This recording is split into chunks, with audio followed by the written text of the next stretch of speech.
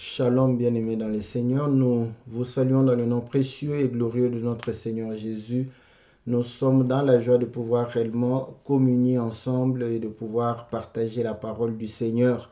Nous croyons que l'Éternel, notre Dieu, est bon. L'Éternel, il est vivant, il est merveilleux, miséricordieux. Il nous accorde réellement toute sa grâce dans le nom précieux et glorieux de notre Seigneur Jésus.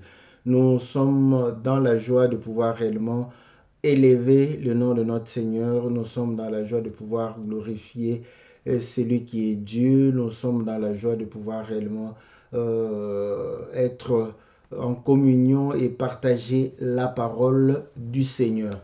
Que l'Éternel, notre Seigneur, puisse véritablement vous accorder toutes ces bénédictions parce que nous croyons qu'il est celui qui nous donne toutes bonnes choses afin que nous soyons dans la joie de pouvoir réellement le célébrer, dans la joie de pouvoir l'exalter. C'est lundi et comme tous les lundis, c'est votre émission Louons l'Éternel, une émission qui vous est présentée par votre serviteur, le pasteur Philippe Mukenge, une émission qui parle de la parole du Seigneur au travers les cantiques.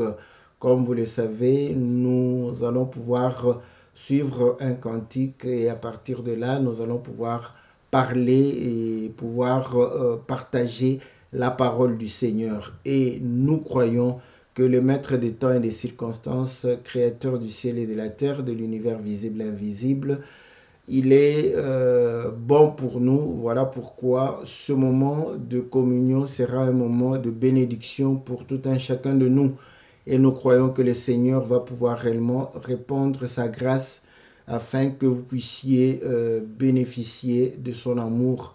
Et nous croyons à l'amour de Dieu, nous croyons à sa miséricorde, nous croyons que celui qui nous donne ce moment et qui nous a gardé tout au long de la journée, il va pouvoir réellement nous bénir au travers cette émission Louons l'Éternel, une émission qui est là pour pouvoir promouvoir les cantiques et permettre aussi de pouvoir célébrer et honorer Dieu dans sa volonté, car comme nous l'avons toujours dit, le Seigneur a reproché Israël d'être un peuple qui le célébrait des lèvres, mais dont le cœur était loin de lui.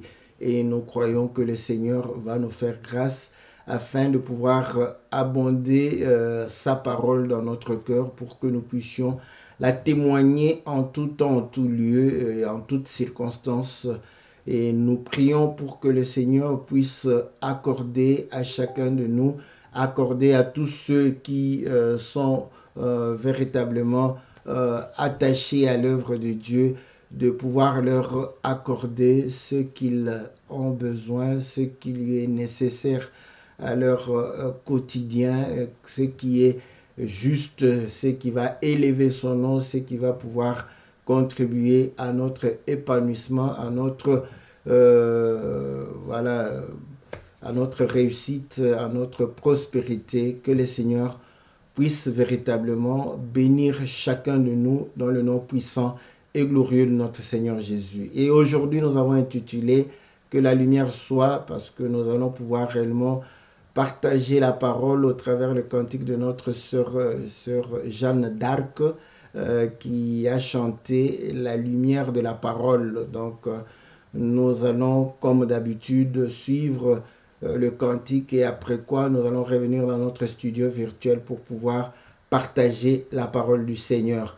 Nous saluons tous les bien-aimés qui sont fidèles à cette émission, qui nous soutiennent au travers de leur participation, qui nous soutiennent par des prières, qui nous soutiennent aussi avec les biens matériels, avec leurs finances, que les Seigneurs puissent véritablement vous être favorable. Salutations à notre sœur Bia, nous saluons le bien-aimé Glory Emmanuel, nous saluons le bien-aimé Jean-Didier Dinganga, nous saluons le bien-aimé Guilain, le bien-aimé Farid, la sœur Élise, que le Seigneur vous soit très favorable, que le Seigneur vous bénisse, que le Seigneur puisse vous accorder toutes ces faveurs et toutes ces bénédictions. Nous saluons aussi ceux qui vont pouvoir nous rejoindre, ceux qui vont pouvoir nous suivre aussi sur YouTube, et que nous croyons que le Seigneur va pouvoir les bénir. Nous croyons à cela et nous croyons à la grâce de Dieu, et nous croyons que le Seigneur sera très très favorable. Que le Seigneur vous bénisse, que le Seigneur puisse vous accorder toutes les bonnes choses dans le nom précieux et glorieux de notre Seigneur Jésus. Et comme vous le savez, nous allons suivre le cantique de notre sœur Jeanne d'Arc et Pitama, donc, qui a chanté La lumière de la parole. Et après le cantique, nous allons pouvoir résumer, parce que c'est un cantique en lingala, nous allons le résumer pour nos bien-aimés qui ne comprennent pas le lingala. Voilà, bien-aimés dans le Seigneur, que le Seigneur vous soit favorable, que le Seigneur vous bénisse. Nous allons sans plus tarder suivre le cantique, et après quoi nous allons revenir à notre studio virtuel.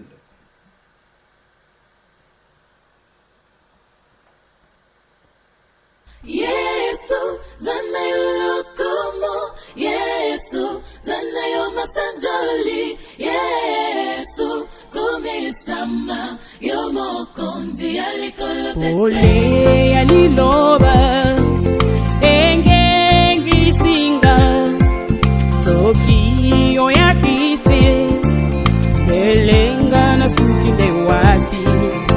Ole asango malamu, Tori banampule, bona liloba. Tori banampule, bona liloba.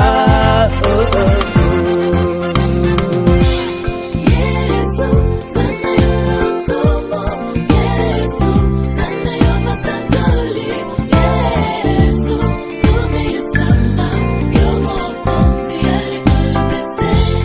Yesu, zanayo lokomo, Yesu, zanayo masanjali, Yesu, kumisama, yomokonzi alikolo pese.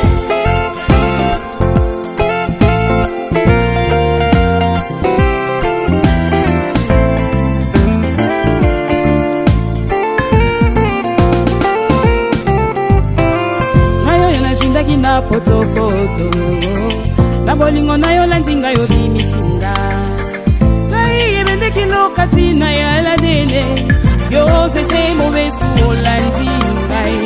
Lelo tomboli ngai tonete na yo, ngai pena danga mi mwana na Nzambe, yango na koyemba keso za Nzambe. Yesu, zanayo lokomo, Yesu, zanayo masanjali, Yesu, kumisama, yomokonzi alikolo pese.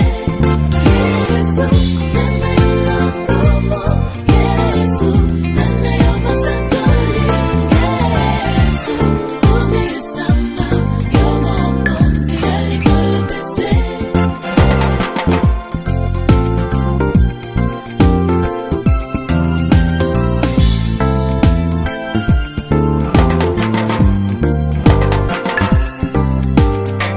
Ibaleleki moko na malamu, soki bakwe moko akotongola moninga. Yango elembo like sane dene, otombola dama na likwe na ye. Nangela yango lelo totomboli moto likolo, yango tokoyemba ye, keso za Nzambe. Yesu, zanayo lokomo, Yesu, zanayo masanjali, Yesu, kumisama, yomokonzi alikolo pese. Yesu, zanayo lokomo, Yesu, zanayo masanjali,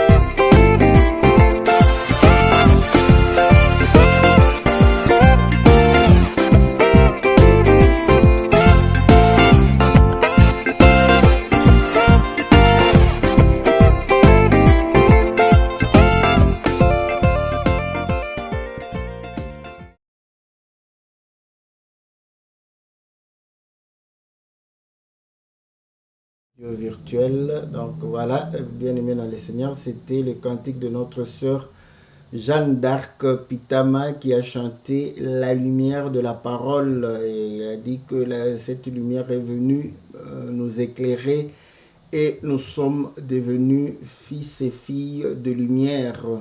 Ainsi, nous pouvons élever le nom de notre Seigneur et cette lumière a dissipé toutes les ténèbres qui étaient en nous et ainsi nous pouvons glorifier le nom du Seigneur. Nous étions dans la boue, nous étions dans le péché, nous étions comme le bois sec et lui, le bois vert, est venu nous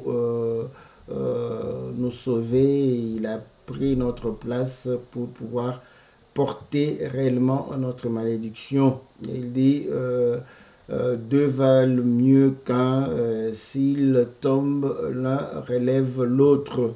Et nous étions tombés et le Seigneur nous a relevés. Et Adam était tombé, le Seigneur est venu le relever de sa chute.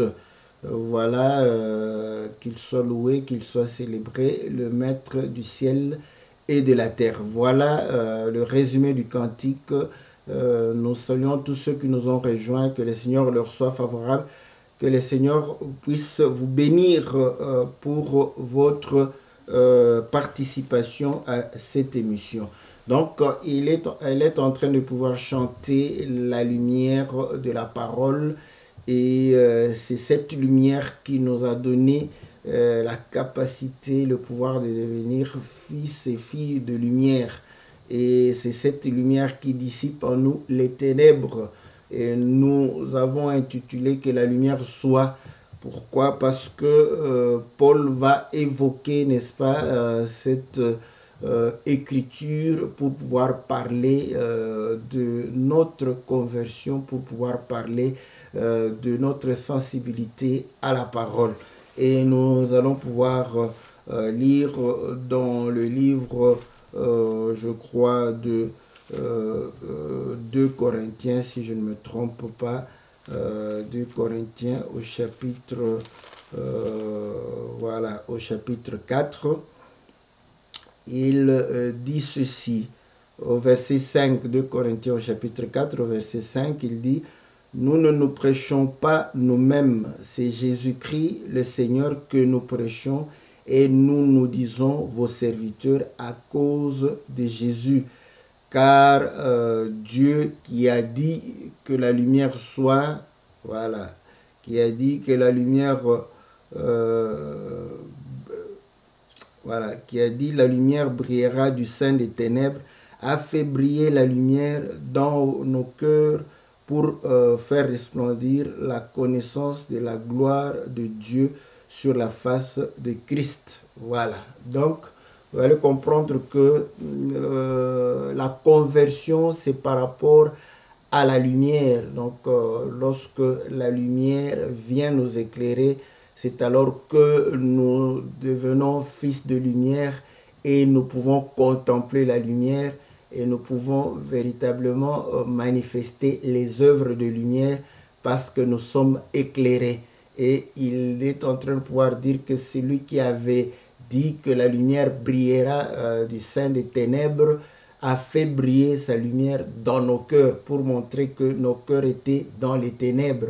Donc avant que la lumière du Seigneur puisse éclairer nos cœurs étaient dans les ténèbres.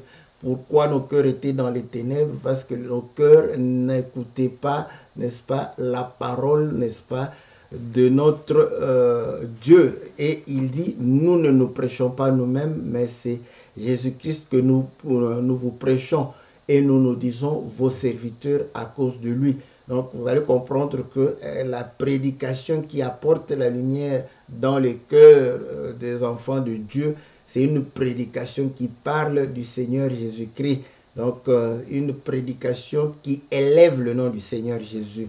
Quand un homme est élevé, quand un homme est prêché, quand on vous parle d'un homme, vous allez comprendre qu'on est en train de pouvoir réellement vous amener dans l'obscurité. On est en train de pouvoir vous voiler, n'est-ce pas, la face, parce que vous n'allez pas contempler la gloire de Dieu sur la face de Christ. Cette gloire a été manifestée sur la face de Christ. Donc, voilà pourquoi nous comprenons que toute la prédication doit élever le nom du Seigneur. Ça, ce sont des signes, ce sont comme on dit toujours, des critères pour pouvoir savoir si vous êtes dans une maison éclairée ou vous êtes dans une maison ténébreuse. Quand vous êtes quelque part et que on est en train de pouvoir élever l'homme à la place de Jésus-Christ, donc comprenez que vous êtes dans les ténèbres. Donc il n'y a pas, il n'y a pas 36 solutions. Voilà pourquoi Paul dira que nous ne nous prêchons pas nous-mêmes. Et c'est comme ça que nous avons toujours dit que la prédication doit avoir comme motif, n'est-ce pas, le Seigneur Jésus, et pour but le Seigneur Jésus. Donc voilà, nous venons pour parler du Seigneur. Si nous pouvons parler des hommes comme Paul le dit, nous allons parler des hommes par rapport à la façon dont ils reflètent le Seigneur Jésus. Donc, c'est par transitivité que nous parlons des hommes, pour montrer que le Seigneur Jésus a éclairé le cœur de ces hommes. Voilà pourquoi nous ne pouvons pas parler de ces hommes juste pour que les regards soient sur eux. Nous parlons d'eux pour que nous puissions voir le Seigneur, pour dire que voilà, si aujourd'hui il est en capacité de pouvoir apporter la parole du Seigneur, expliquer les mystères du royaume, parce que le Seigneur l'a éclairé. Donc cette lumière vient du Seigneur. Voilà pourquoi quand il continue, il dit ceci au verset 7, nous portons ce trésor dans des vases de terre afin que cette grande puissance soit attribuée à Dieu et non pas à nous. Ça, c'est bien. Donc, vous allez comprendre que la lumière soit. Beaucoup de gens croient être dans la lumière. Pourquoi je prends Paul? Je prends Paul exprès parce que Paul est en train de démontrer que, premièrement, pour que la lumière puisse briller dans le cœur du peuple de Dieu, il faut leur prêcher le Seigneur Jésus et non se prêcher soi-même. Et lorsque vous voyez que dans une prédication, l'homme a parlé de lui-même pendant 30 minutes et 10 minutes, il va parler du Seigneur Jésus, comprenez qu'il est en train de chercher à se faufiler et à pouvoir écarter le Seigneur. Le Seigneur n'est là que pour, n'est-ce pas, enlever son opprobre. Vous voyez l'écriture de Ésaïe chapitre 4 verset 1, on dit 7 femmes vont tenir un seul homme pour pouvoir dire que voilà, donne-nous le nom, mais nous aurons notre propre nourriture et nos propres vêtements. Donc vous allez comprendre qu'un tel prédicateur, c'est parce que vous savez que les prédicateurs sont des femmes aussi.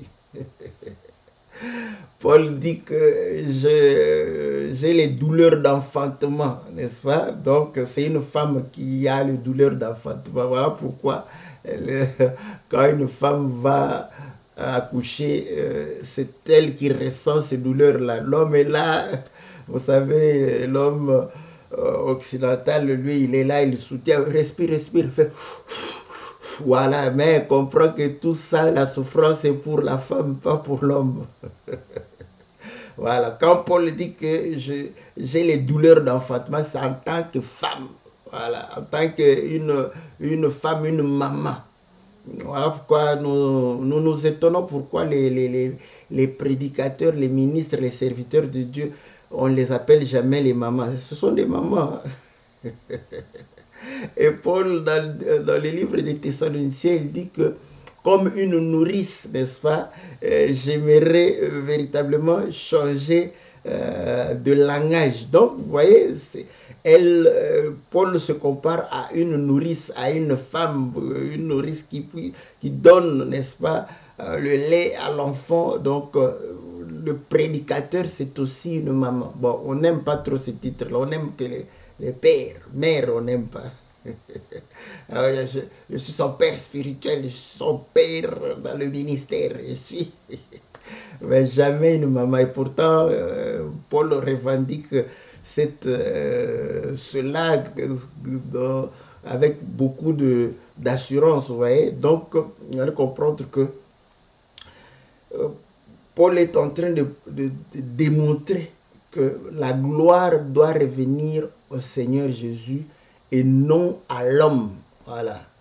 Donc, c'est là où nous sommes en train de pouvoir dire que des prédicateurs qui parlent d'eux, n'est-ce pas, sans pour autant attirer les regards du peuple vers le Seigneur, ce sont des femmes qui aiment porter le nom du Seigneur juste pour enlever leur opprobre.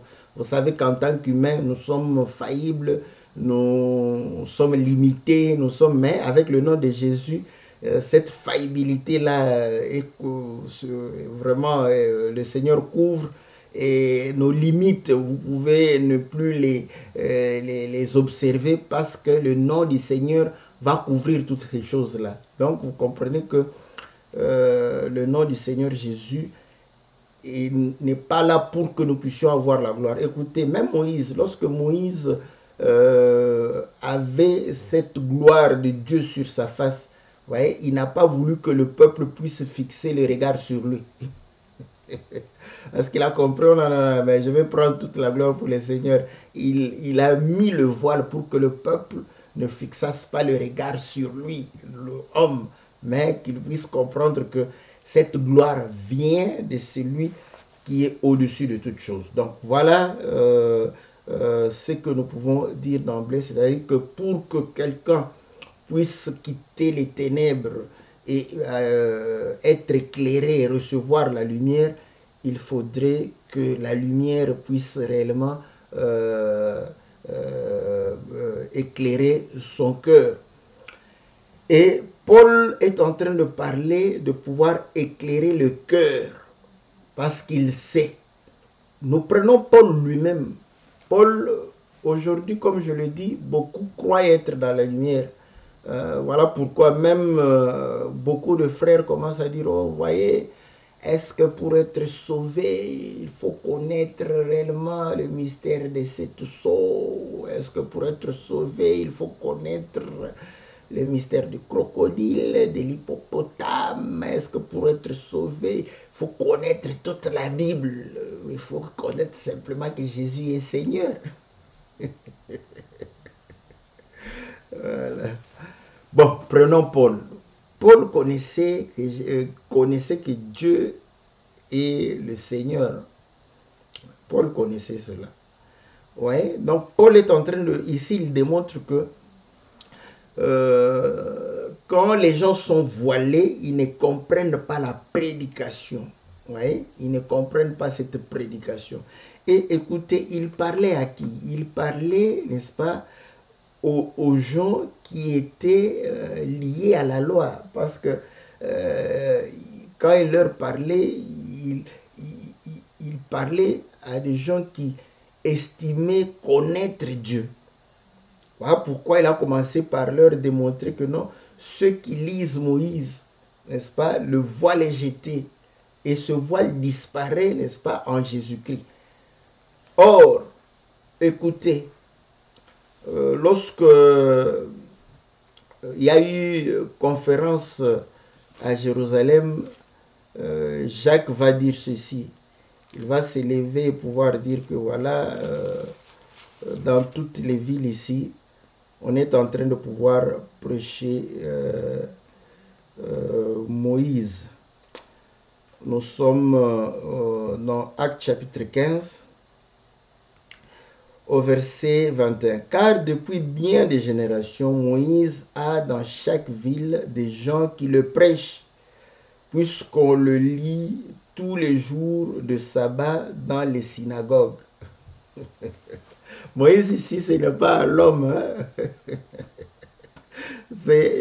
On le lit, on ne peut pas lire un homme, on lit la loi. Donc Moïse a été identifié à la loi. Donc c'est pour dire que tous les jours, on prêche la loi de Dieu, voilà, les commandements de Dieu. Tu ne voleras point, tu ne mentiras point, tu ne commettras point d'adultère, tu ne tueras point, tu ne vas jamais escroquer, tu ne vas pas faire de faux témoignages, tu ne vas pas insulter. Voilà. Donc, on les prêchait. Ils connaissaient ces règles. Voilà. C'est ça l'amour. Ils savaient parce que Israël, moi l'Éternel, votre Dieu, je suis, n'est-ce pas, un. Tu n'auras pas d'autre Dieu devant ma face. Ils savaient qu'ils ne devraient pas adorer un autre Dieu. Ils le savaient. Comme aujourd'hui, on sait qu'il y a Dieu, il faut aimer Dieu, il faut aimer le prochain, il faut aimer, n'est-ce pas, les autres, il faut les entraider. Voilà. C'est ça, nous connaissons toutes ces choses.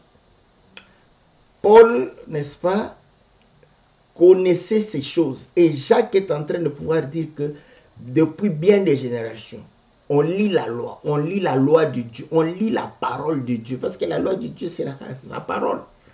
Ainsi dit l'Éternel, on lit ça. Et il y a des adeptes, vous voyez, pour pouvoir accomplir cette loi. Il dit, mais cependant, vous allez comprendre que tous ces gens ne comprenaient ni l'amour de Dieu. Et pourtant, ils le lisaient, qu'il faut aimer le Seigneur de tout son cœur, de toute son âme, de toute sa force. Voilà. Donc, Paul démontre qu'il faut que le cœur soit éclairé. Et il démontre que ceux qui avaient la connaissance de la loi avaient le cœur obscurci. Je veux bien, parce que vous savez, quand moi je parle, je ne parle pas des bandits, comme, bon, en Europe, c'est Al Capone. Al Capone qui est connu. Chez nous, là-bas, on a le Kulukanga. Voilà, le bandit de votre nation, ville, tu peux prendre. Je ne parle pas de ces gens-là, parce que même les hommes savent que ce sont des hors-la-loi. Vous voyez? Donc, on aimerait parler des gens qui ont la sincérité de pouvoir servir Dieu et qui lisent la parole de Dieu et qui font leur effort de pouvoir appliquer cette parole. Mais cependant, ils étaient voilés, ils étaient dans les ténèbres. Voilà pourquoi, lorsque nous rentrons dans 2 Pierre chapitre 3, écoutez ce que Paul dit dans le verset 13. « Et nous ne faisons pas comme Moïse, qui mettait un voile sur son visage, pour que le fils d'Israël ne fixasse pas les regards sur la fin de ce qui était passager. Mais ils sont devenus durs d'entendement, car jusqu'à ce jour, le même voile demeure quand ils font la lecture de l'Ancien Testament. » Ils ont la Bible, ils ont le Nouveau Testament. S'il y a le Nouveau Testament, c'est qu'il y a l'Ancien Testament. Bon, ici encore, c'est qu'est-ce qui est nouveau et qu'est-ce qui est ancien. Vous voyez? Donc, ici, il dit que quand ils font la lecture de l'Ancien Testament, le même voile demeure. Voilà. Et voilà. Il dit, il ne se lève pas parce que c'est en Christ qu'il disparaît. Bon, l'Ancien Testament, ce n'est pas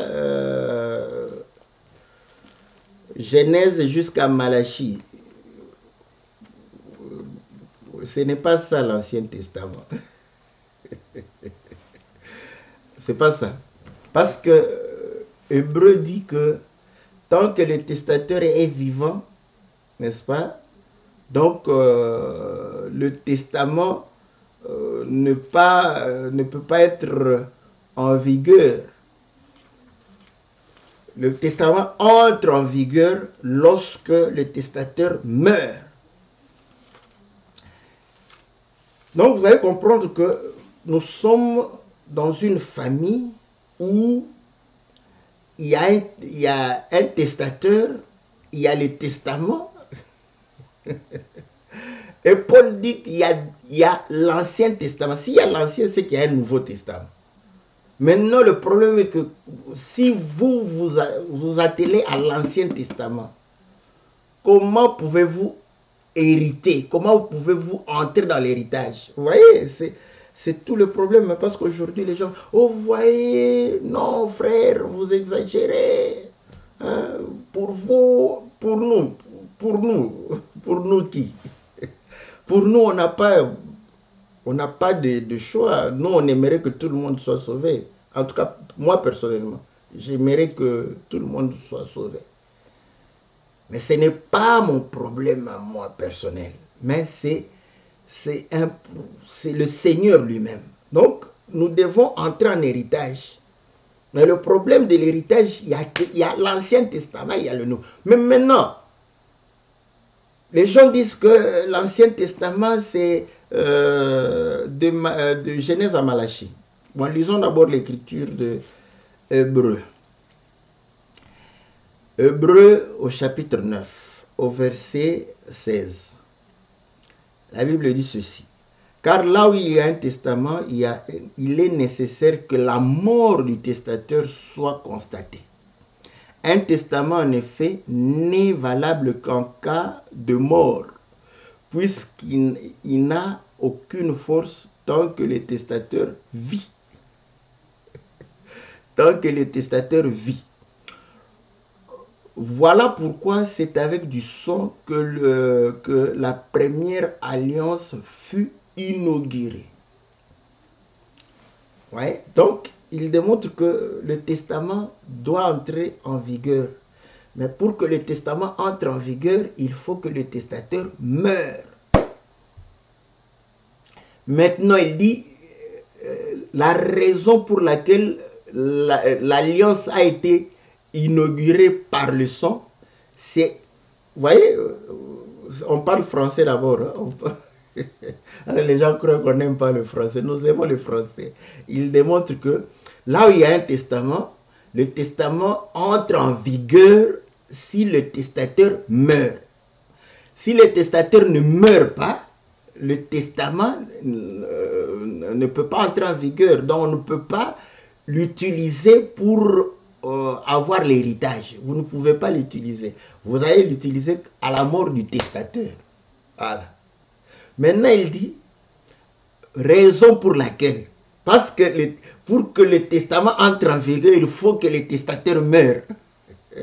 Raison pour laquelle la première alliance fut inaugurée par le sang. Est-ce qu'on se comprend? Donc, il fallait le sang pour que la première alliance entre en vigueur. Mais le sang qui coula là-bas n'était pas le sang du testateur. Alléluia, j'aime ça. Vous voyez, le sang du testateur n'avait pas coulé, n'est-ce pas, au moment de l'inauguration de la première alliance. Vous voyez? Maintenant, il dit, nous continuons la lecture, voilà. Moïse, après avoir prononcé devant tout le peuple tous les commandements de la loi, prit le sang de veau et de bouc avec de l'eau, de la laine écarlate et de l'hysope. Il fit l'aspersion sur les livres lui-même et sur tout le peuple en disant, ceci est le sang de l'alliance que Dieu a ordonné pour vous. Il fit pareillement l'aspersion avec le sang sur le tabernacle et sur tous les ustensiles. Et presque tout d'après la loi est purifié avec du sang. Sans effusion du sang, il n'y a pas de pardon. Il était nécessaire, puisque les images des choses qui sont dans les cieux devraient être purifiées de cette manière, que les choses célestes elles-mêmes le furent par des sacrifices plus excellents que ceux-là. Oh Seigneur Jésus. Bon, c'est comme ça que quand j'ai commencé, je croyais que les minutes, je trouve que je vais essayer de parler assez rapidement parce que je trouve qu'il y a beaucoup de choses à pouvoir parler ici. Donc vous savez que la lumière soit. Pour que la lumière soit, il faudrait que cette lumière brille dans nos cœurs. Et quand cette lumière brille dans nos cœurs, c'est alors que nous contemplons la gloire de Dieu sur la face de Christ. C'est alors que nous comprenons que non, Christ porte la gloire de Dieu. Maintenant, pour que la lumière soit dans nos cœurs, vous voyez, il faudrait que nous puissions lire la parole. Parce que Jean chapitre 1 nous dit, au commencement était la parole était avec Dieu, la parole était Dieu. En elle était la vie, et cette vie était la lumière. Et la lumière, où elle était la lumière? Je vais lire l'écriture correctement. Je ne veux pas, parce que je sais que quand quelqu'un est contre, là, il dit non, la Bible dit, toi tu dis était. Voilà, au verset 4, en elle était la lumière, et la vie était la vie, et la vie était la lumière des hommes. Ouais. Voilà.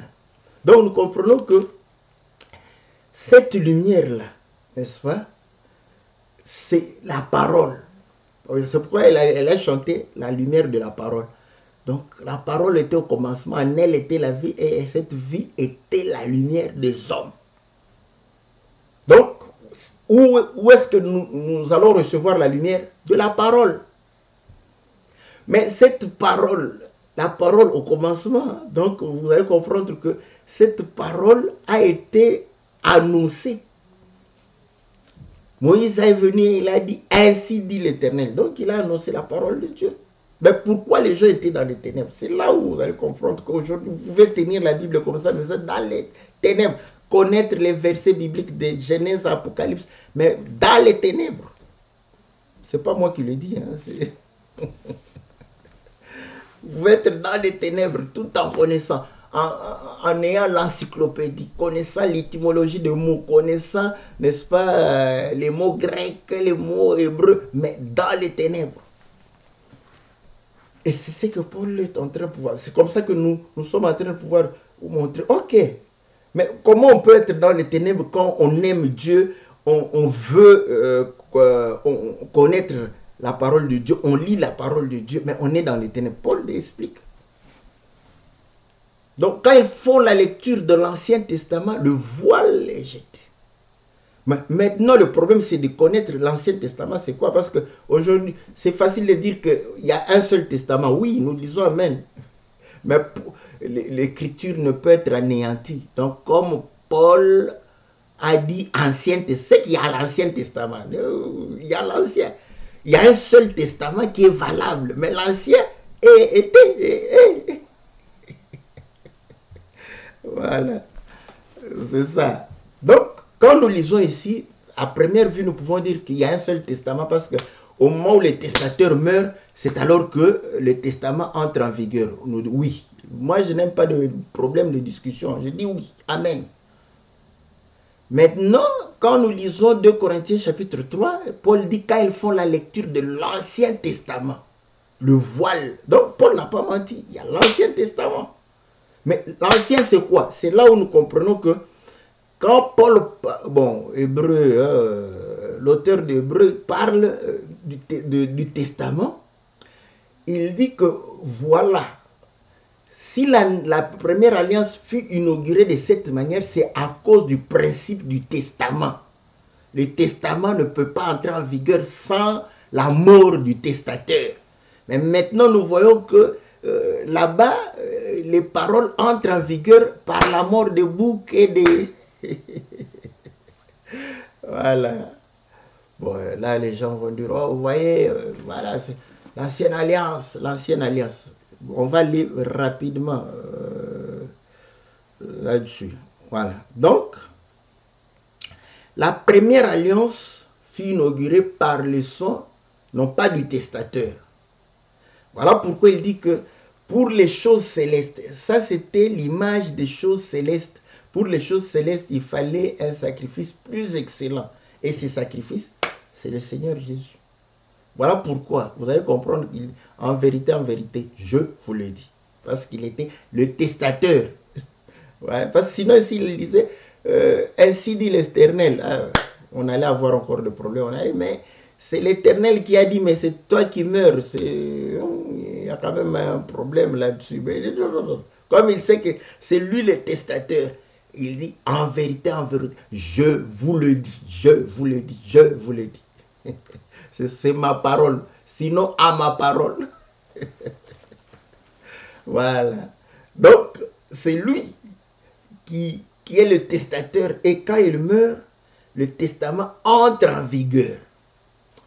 Bon, sur le plan naturel d'abord, on va comprendre que, hein, c'est comme ça qu'il y a aussi le débat au milieu de nous. Hein. Hein, certains disent que non, vous voyez, l'Ancien Testament, c'est des Genèses. Bon, je ne sais pas s'ils aiment l'utilisation de l'Ancienne Alliance. Ils parlent de l'Ancienne Alliance. L'Ancienne Alliance, c'est des Genèses jusqu'à à Jean. Jusqu'à là, parce qu'à Jean, quand le Seigneur meurt, donc c'est la Nouvelle Alliance. Donc, Actes des Apôtres, Nouvelle Alliance, les Épîtres des Apôtres, Nouvelle Alliance. C'est bien, c'est bien. Je ne suis pas contre. Hein. C'est aussi comme ça on peut raisonner parce que ce sont les choses que nous pouvons observer naturellement. Le Seigneur, c'est lui le testateur quand il meurt. Donc, en acte, c'est la Nouvelle Alliance. Bon. Maintenant, le problème est que vous allez comprendre que le Seigneur, quand il est ressuscité, il parlait à ses disciples.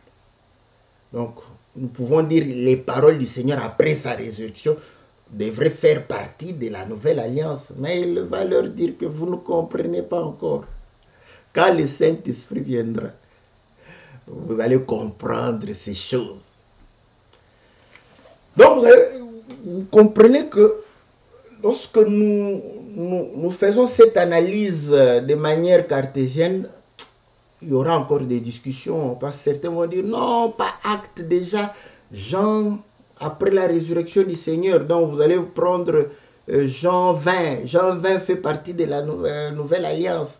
Matthieu, donc Matthieu, Luc, Marc et Jean, là où le Seigneur meurt, quand il ressuscite directement, nous sommes dans la Nouvelle Alliance. Vous voyez? Donc ça devient compliqué. Un peu compliqué. Bon, je comprends quand même, parce qu'il faut tirer les bonnes choses. Hein. Il ne faut pas, quand tu n'es pas d'accord, ne pas tirer de bonnes. La bonne chose que je tire, c'est que la mort du Seigneur marque, n'est-ce pas, la Nouvelle Alliance. Ok, ça c'est bon. Pourquoi? Pourquoi? Parce que c'est comme ça qu'on va inaugurer, n'est-ce pas, par le son. Mais écoutez, lisons Hébreux chapitre 8. Hébreux chapitre 8 au verset 13. En disant une alliance nouvelle, il a déclaré la première ancienne. Voilà. Je reprends. Moi, je ne sais pas, peut-être que je lis mal, hein, parce qu'ici, c'est sujet de débat. Chacun pourra, si quelqu'un contre, pourra toujours. Mais on venait de lire là-bas que le testament entre en vigueur par la mort du testateur. Et il dit, voilà pourquoi. Voilà pourquoi. Donc, il démontre que si la première alliance a été inaugurée par le son, c'est à cause du fait que le testament ne peut pas entrer en vigueur sans la mort du testateur. Donc, nous comprenons que la première alliance a donné l'image. C'est ce qu'il a dit quand on a au verset 21. Il était donc nécessaire, puisque les images des choses qui sont dans le cieux, les images des choses qui sont dans le cieux. Donc, les agneaux, les offrandes qu'on offrait là-bas étaient l'image ou les images de l'agneau qui était dans le cieux.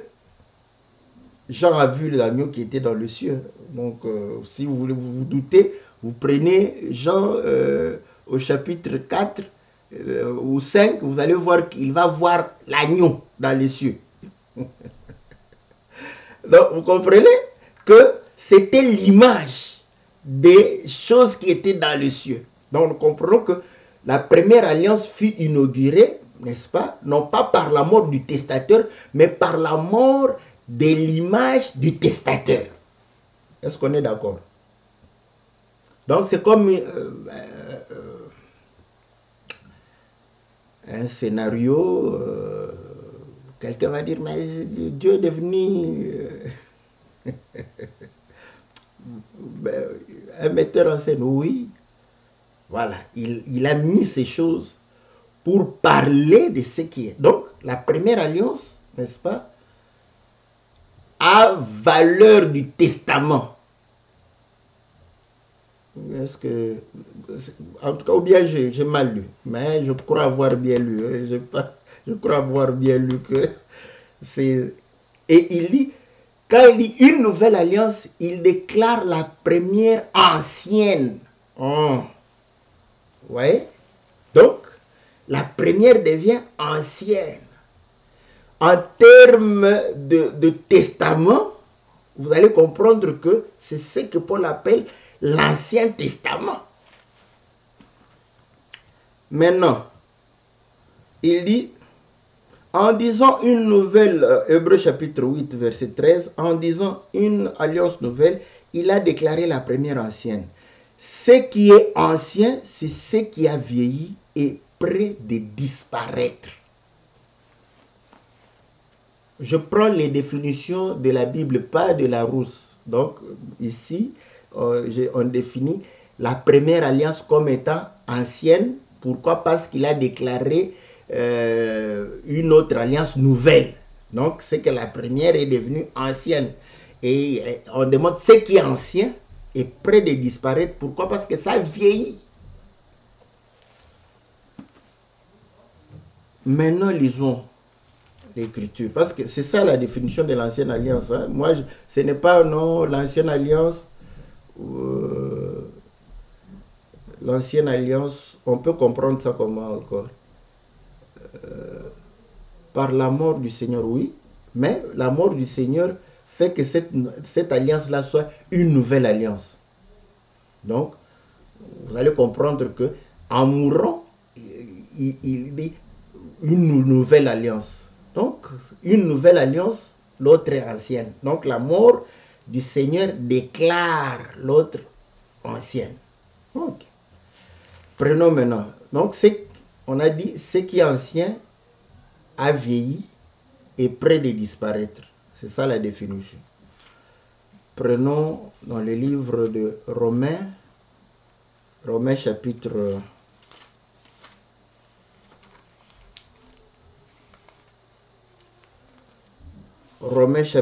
7. Romains chapitre 7.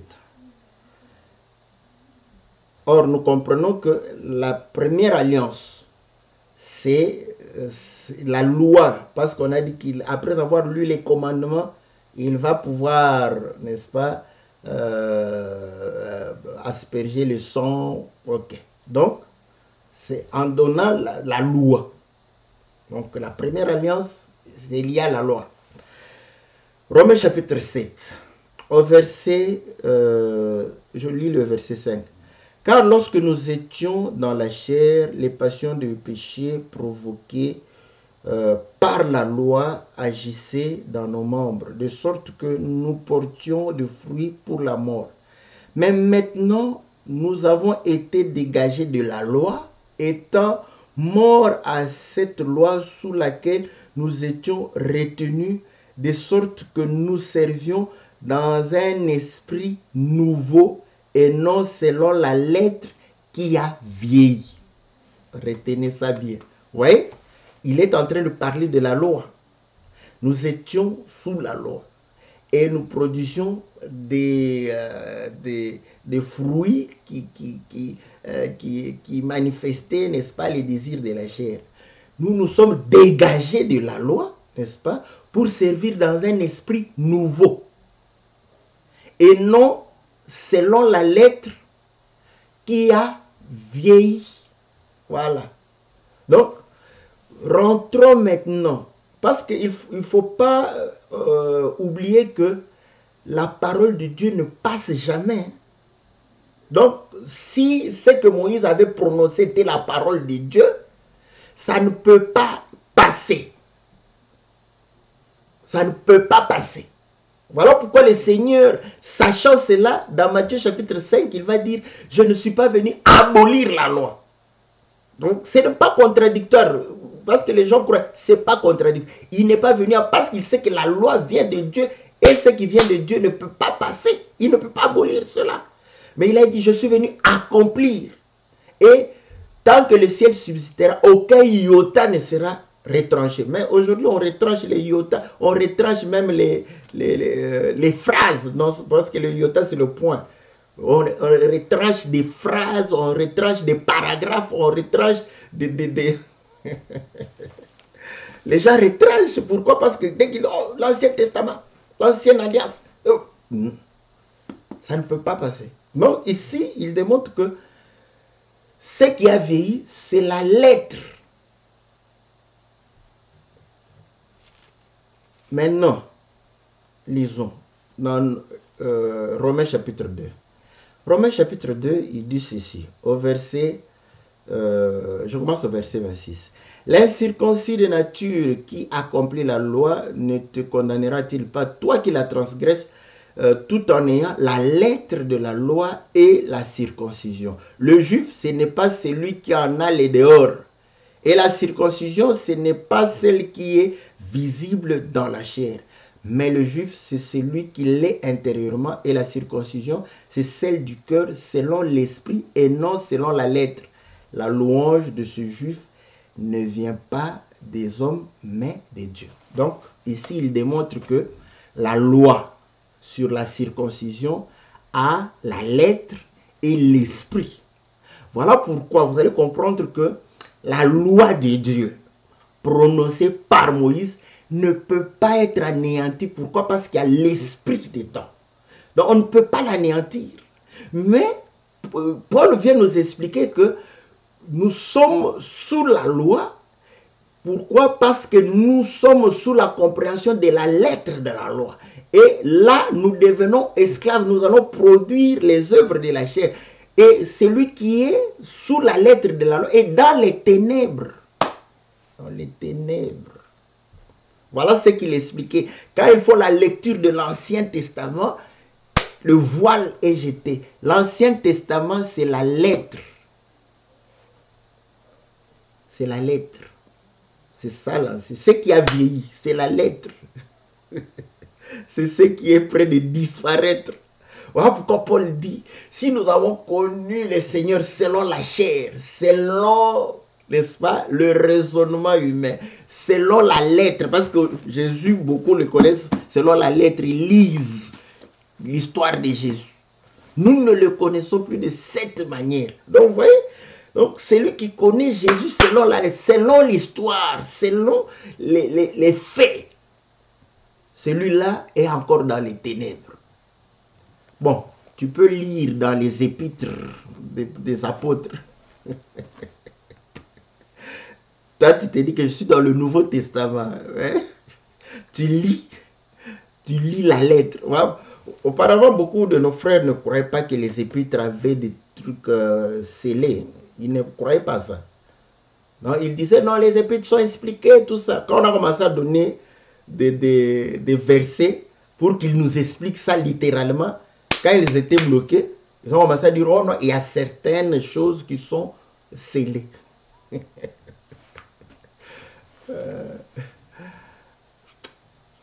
La parole du Seigneur, hein, parfois, elle peut être simple. Quand on te dit, par exemple, de ne pas voler, la lettre de cette parole traduit assez correctement l'esprit de la lettre. Donc, ça, il n'y a pas de souci. Hein. Mais il y a l'esprit. Parce que il y en a qui sont voleurs qui ne le savent pas. Il n'a jamais volé ailleurs. Hein. Il n'a jamais... Mais quand comme on a dit, quand il est en train de pouvoir prendre les brebis du Seigneur, c'est un voleur. Mais il ne saura pas parce que lui, voler, c'est aller prendre le pain de quelqu'un ou la valise de quelqu'un ou l'argent de quelqu'un. Mais les brebis du Seigneur, quand il s'approprie les brebis du Seigneur, là, il ne se rend pas compte qu'il est en train de voler. Donc, vous allez comprendre que même cette écriture simple, nous pouvons l'amener sur le plan spirituel pour lui dire, attention, ce sont les brebis d'autrui. Il ne faut pas prendre ces brebis-là pour tes brebis, sinon tu vas voler. Oui? Parce que ce sont des brebis tachetées, marketées. Donc, ce ne sont pas tes brebis. Le Seigneur les a marketées et tachetées. Donc, il ne faut pas prendre ces brebis-là. Donc, ce ne sont pas tes brebis. Donc, un homme pareil, si lui, il croit que voler, c'est seulement aller cambrioler une banque, donc il va dire qu'il ne vole jamais. Donc, vous allez comprendre qu'il y a toujours cet aspect spirituel où nous pouvons aller. C'est un meurtrier, mais il s'est dit, non, moi, je n'ai jamais tué. Mais il tue les âmes. Donc, vous allez comprendre que tant qu'on est sous la lettre, on lit littéralement. L'intelligence humaine est dans les ténèbres. Voilà pourquoi vous allez comprendre que le siège des pensées, selon la Bible, ce n'est pas le cerveau, c'est le cœur. Voilà. Maintenant, quand la parole de Dieu vient dans notre cœur, c'est pour éclairer, afin de faire quoi? Dissiper les ténèbres. Qu'est-ce qui est ténèbres dans notre cœur? Ce sont nos pensées, les pensées des hommes. Ça, ce sont les ténèbres que la lumière dissipe. Donc, c'est là où nous disons que cette Bible ici, bon, le livre d'Apocalypse, d'abord, tout le monde est d'accord qu'il faut interpréter là-bas, il faut et surtout que les prophètes puissent t'aider à lire. Quand je dis comme ça, c'est non, non, mais je peux lire sans le prophète. Bon, il n'y a pas de souci. Même, je ne parle pas de l'homme, hein, l'esprit du prophète doit te guider à lire l'Apocalypse. Si tu veux te débarrasser des hommes, il n'y a pas de souci, hein, l'esprit de Dieu peut utiliser un homme tout comme il peut t'inspirer directement. Mais l'esprit de la prophétie va te guider. Ouais? Là, tout le monde est d'accord, hein, mais et pourtant, l'Apocalypse a été écrit après la mort du Seigneur. Mais il faudrait de la lumière. Il faudrait ne pas comprendre littéralement. Voilà. Parce que quand on veut comprendre littéralement, on a des difficultés, on se casse les dents là-bas. Donc, que la lumière soit. Pour que nous ayons la lumière, nous devons avoir la parole de Dieu, la pensée du Seigneur dans nos cœurs. Que nos cœurs soient abondés de la pensée du Seigneur. C'est alors que nous allons marcher, n'est-ce pas, dans la lumière de la parole. Et c'est là où vous allez comprendre qu'aujourd'hui, beaucoup de gens, c'est comme ça qu'ils disent, oh mes frères, il y a beaucoup de gens qui connaissent les mystères du crocodile, le mystère de l'hippopotame, ils connaissent le mystère du lézard, mais ils vivent dans le péché. Mais il a la connaissance que Paul avait de la loi, c'est ça. Cette connaissance est littérale pour lui. Ça reste une connaissance qui n'a pas de l'impact dans sa vie. Donc ça reste une connaissance comme une science, comment on dit encore, il y a la science, on dit pratique, où on les met en pratique, et l'autre science, je commence à oublier les termes, c'est une science, on ne sait pas encore mettre ça en pratique. Vous voyez, donc c'est une connaissance, mais qui n'a pas de pratique. C'est comme ça qu'il est. Donc, il a eu une connaissance qui n'est pas vécue. Donc, il est dans les ténèbres. Parce que le jour où il comprendra, il va témoigner qu'il était dans les ténèbres. Donc, ce sont des pharisiens du temps moderne. Bon, qu'est-ce que vous voulez qu'on fasse? Il comprend la tradition des saints. Il connaît la tradition. Ça, il connaît la tradition des saints. Il connaît, n'est-ce pas, nos us. Il connaît nos mœurs. Mais il ne connaît pas la parole du Seigneur. Il ne connaît pas ça. Voilà pourquoi la Bible dit que quand il pêche, il n'a pas connu le Seigneur. Donc, ce n'est pas parce que quelqu'un a tous ces mystères. C'est ce que Paul dit. Je peux avoir tous les mystères, mais si je n'ai pas la charité. La charité, c'est quoi? C'est l'amour de Dieu. L'amour de Dieu consiste à vivre sa parole. C'est ça. Il n'a pas la charité, il n'a pas l'amour de Dieu. C'est un erreur qui résonne. Qu'est-ce que vous voulez qu'on fasse? Il est dans les Écritures, parce qu'il est dans les Écritures, dans, je crois, Romains, c'est entre Romains 13 ou 1 Corinthiens chapitre 13, quand il parle de la charité. Ouais? Il démontre qu'on peut avoir tous les mystères. Mais quand on n'a pas la charité, on n'a pas l'amour de ce qu'on est en train de prêcher. On n'a pas cet amour. Donc, voilà, on est étranger. L'homme est dans les ténèbres. Donc, il connaît la tradition, il sait comment chez nous on parle, comment on prêche. Et voilà, il connaît, comme on disait, l'introduction, le développement, la conclusion. Il connaît tout ça. Ça s'approche. On est en train de dire aux hommes, mais ils font l'introduction, le développement et la conclusion. C'est normal.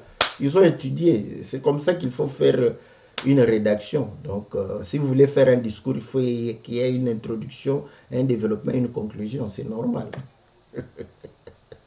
Il sait comment les saints font leur introduction, leur développement et leur conclusion. Il connaît nos traditions, mais il ne fait pas partie de nous. Voilà. Donc, que ceux qui ne veulent pas vivre la parole, n'aiment pas le Seigneur, n'ont pas la charité, qui ne soit pas, n'est-ce pas, un appui pour vous pour pouvoir rejeter cette parole que nous vous prêchons. Cette parole, vous comprenez que la lumière, c'est l'esprit. Ce n'est pas la lettre. La lettre, c'est les ténèbres. Donc, on devient fils de lumière quand l'Esprit de Dieu nous éclaire et nous conduit. Il nous éclaire pour comprendre la parole et il nous conduit en nous donnant la volonté de pouvoir vivre cette parole que nous avons comprise. Voilà, bien-aimés dans le Seigneur, que Dieu vous soit très favorable, que Dieu vous bénisse, n'est-ce pas? Que Dieu puisse réellement nous garder dans sa présence, dans sa lumière, dans le nom précieux et glorieux de notre Seigneur Jésus. Nous disons un grand merci à tous les bien-aimés qui sont en train de pouvoir soutenir les chantres. Que Dieu vous bénisse. Continuez. Donc, comme nous avons toujours dit, ne regardez pas le montant que vous donnez. Tout ce que vous donnez va faire, voilà, va compter. Donc, quand vous en avez envie, donnez, donc supportez les chantres. Et nous allons pouvoir réellement les soutenir et bénéficier de leur grâce. Voilà, donc que le Seigneur vous soit très favorable. On se retrouve mercredi pour parler de la volonté permissive et la volonté parfaite de Dieu. Donc, nous bénissons notre sœur Charlotte, que le Seigneur la bénisse pour cette question. Donc, on va essayer de pouvoir parler sur ces choses le mercredi. Donc, que le Seigneur puisse vous garder et vous accorder toutes les bonnes choses dans le nom puissant et glorieux de notre Seigneur Jésus. Amen.